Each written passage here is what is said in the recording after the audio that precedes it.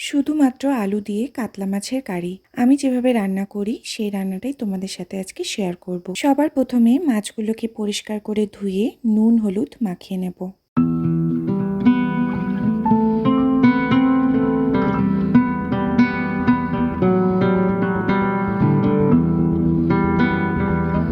কড়াইয়ে সর্ষের তেল গরম করে তার মধ্যে এক এক করে মাছের পিসগুলো দিয়ে ভেজে তুলে নেব।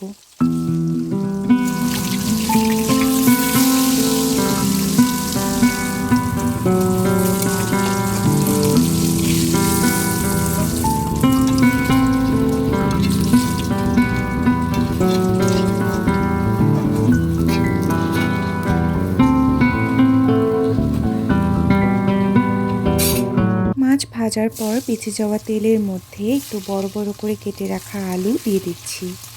এই আলুগুলোকেও খুব সুন্দর করে ভেজে নেব হালকা লবণ দিয়ে। যখন লাল লাল রং হয়ে আসবে তখন তেল থেকে তুলে নেব।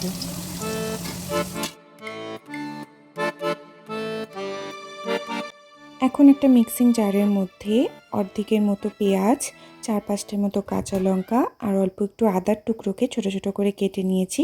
এটাকে জল দিয়ে খুব সুন্দর করে বেটে নিচ্ছি।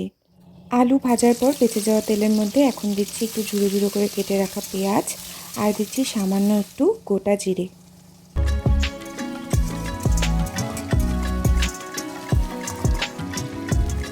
পেঁয়াজগুলো প্রায় ভাজা ভাজা হয়ে গেছে। এখন বেটে রাখা মশলাটা এর মধ্যে দিয়ে দিচ্ছি। এখন দেব পরিমাণ মতো লবণ, হলুদ গুঁড়ো, লঙ্কা গুঁড়ো, জিরে গুঁড়ো আর দিচ্ছি কাশ্মীরি লঙ্কা গুঁড়ো।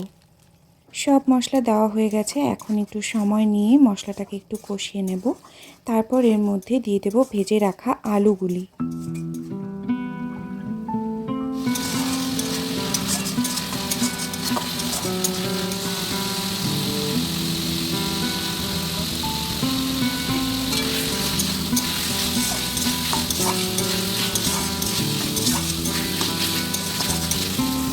মশলা থেকে একদম জল শুকিয়ে গেছে, তাই আরেকটু জল দিয়ে আবারও এটাকে খুব ভালো করে কষিয়ে নেব।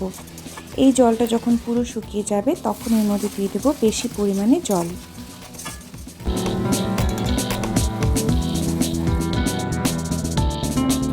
যতটুকু জল দিয়েছিলাম এই জলটা ফুটে উঠেছে। এখন এর মধ্যে দিয়ে দিচ্ছি ভেজে রাখা মাছের পিসগুলো।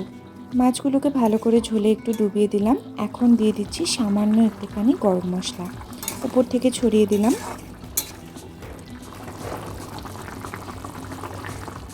গ্যাসের ফ্লেম মিডিয়ামে করে অনেকক্ষণ ফুটিয়ে নিয়েছি ঝোলটা। আলুগুলো খুব ভালো মতো সেদ্ধ হয়ে গেছে।